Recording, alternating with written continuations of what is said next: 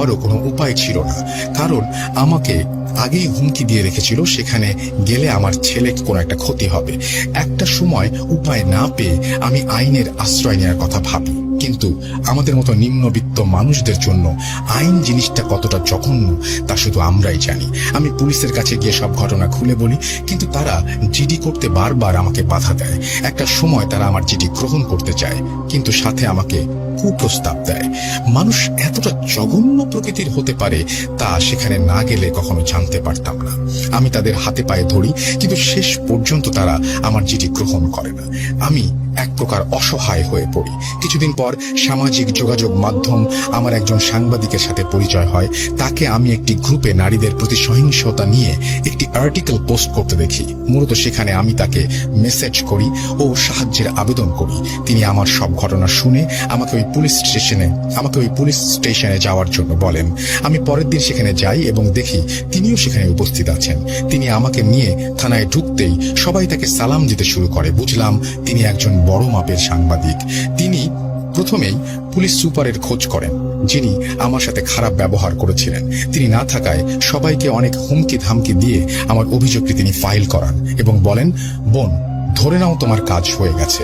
কালকের মধ্যেই তোমার শ্বশুর বাড়িতে একটা নোটিশ যাবে এবং পুলিশ তদন্ত করবে। চিন্তার কিছু নেই, তোমার ছেলেকে তুমি পেয়ে যাবে ইনশাল্লাহ।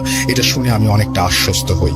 পরের দিন বিকেল বেলা আমার কাছে একটা কল আসে। আমার শাশুড়ি আমাকে ফোন করে সরাসরি থ্রেট করে দিলেন, কাজটা নাকি আমি ভালো করিনি, আমার ছেলেকে নাকি আমি আর কখনো ফেরত পাবো না। আমার শ্বশুর অনেক ধনী হওয়ায় পুলিশে তার অনেক পরিচিত লোক ছিল, তাই তিনি যে কারণেই হোক নিজের সম্মান রক্ষার্থে এবং আমাকে দমাতে চেয়েছিলেন। তিনি পুলিশের মাধ্যমে আমাকে বলেন যে আমি নাকি এখন থেকে ওখানে গিয়ে থাকতে পারি। এখন ওদের সাথে এক হয়ে আমাকে থাকতে হবে, তাহলে তারা আমার ছেলেকে আমার কাছে ফিরিয়ে দেবে। কিন্তু আমি তো জানি তারা কেমন মানুষ, তাই আমি তাদের প্রস্তাব নাকচ করে দেই। তখন প্রায় 1.5 মাস চলছে। আমার ছেলে একদমই আমাকে দেখতে পারে না। একদিন হঠাৎ আমার মনে একটা সন্দেহ জাগে, আমার বাবার ওপর করা যে ব্ল্যাক ম্যাজিক করেছিল আমার ছেলের ওপরও সেরকম কিছু করেনি তো। এটা ভেবেই আমার বুকটা কেঁপে উঠল। আমি অনেক আত্মীয়ের কাছ থেকে কবিরাজ বা হুজুরের খোঁজ করতে থাকি। একটা সময় আমার মা আমাকে বলেন আমার নাকি একজন ফুপু আছেন, তিনি মূলত কবিরাজি করেন। আমি এটা শুনেই ফুপুর নাম্বার জোগাড় করে ফোন দেই। একে একে সবকিছু খুলে বলি ফুপুকে। তিনি বলেন, আমি তো অনেকদিন যাবৎ কবিরাজি ছেড়ে দিয়েছি, তবে একজন গুরু আছেন, আমি তাকে বলবো। 3 দিন পর তোকে সবকিছু জানাবো, কিন্তু এর জন্য 501 টাকা হাদিয়া লাগবে। তুই এই টাকা আমাকে পাঠা, আমি 3 দিন পর তোকে ফোন দেব। কিন্তু আমার গুরু যদি তোর ছেলেকে ফিরিয়ে আনতে না পারে, তাহলে ধরে নিবি তোর ছেলেকে কেউ ফিরিয়ে আনতে পারবে না। যা হোক, অনেক আশায় 3 দিন কাটানোর পর ফুপু আমাকে ফোন করেন। ফুপুর গলাটা কেমন যেন অস্থির অস্থির মনে হচ্ছিল। আমি জিজ্ঞেস করতেই ফুপু বললেন, তোর শাশুড়ি হচ্ছে যত নষ্টের মূল। সে তোর ছেলেকে কালো জাদু করেছে।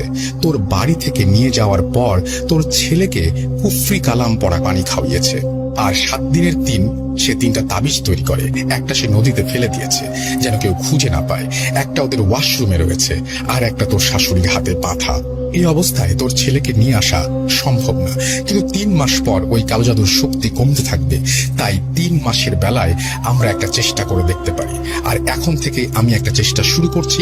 3 মাস পর আমার গুরুকে নিয়ে আমি সেটাকে কাজে লাগাবো। এটা বলে ফুপু ফোন রেখে দেন। আমিও সেই 3 মাস পূর্ণ হওয়া পর্যন্ত অপেক্ষা করতে থাকি। আইনি প্রক্রিয়া চলমান। আমি পুলিশের কাছে আবেদন করি যেন আমার ছেলে কয়েকদিনের জন্য আমার কাছে আনার ব্যবস্থা করে দেয়। তারা আমার শ্বশুর বাড়ির লোকের সাথে কথা বলে আমাকে একটা তারিখে থানায় আসতে বলে, কিন্তু ওই তারিখে থানায় আমি উপস্থিত থাকলেও অন্য কেউ আসে না। তাই আমি আবারও সেই সাংবাদিক ভাইয়ের সাথে যোগাযোগ করি ও তাকে সবটা বলি। তিনি কালো জাদুর বিষয়টি বিশ্বাস করতে চাচ্ছিলেন না, কিন্তু আমাকে সাহায্য করতে ঠিকই রাজি হন। তিনি থানায় গিয়ে সবার সাথে কথা বলে একটি তারিখ নির্ধারণ করেন এবং সত্যিই ওই তারিখে আমার শ্বশুর শাশুড়ি বাড়ির সব মানুষ এসে থানায় উপস্থিত হয়। ওই দিন প্রায় 2 মাস পর আমি আমার ছেলেকে সামনে থেকে দেখি, কিন্তু সে কেমন যেন আমার থেকে দূরে দূরে থাকছে। আমি কাছে গেলেই সজোরে চিৎকার করে কাঁদতে শুরু করে। ওর হাব ভাব দেখে সাংবাদিক ভাই বিশ্বাস করতে বাধ্য হয়েছিলেন যে কোনো একটা গন্ডগোল অবশ্যই আছে, কিন্তু আইন তো এটা মানতে রাজি না। আমার ছেলে আমার কাছে আসতে চাইছে না। আমার শ্বশুর বাড়ির মানুষের সাথে সে হাসি ঠাট্টা করছে, কিন্তু আমি কাছে গেলেই কাঁদছে। এভাবে তো পুলিশ আমার ছেলেকে আমার কাছে ফিরিয়ে দেবে না। ঠিক এমনটাই হলো, পেলাম না আমি আমার ছেলেকে। থানা থেকে বেরিয়ে আসার পর আমার শাশুড়ি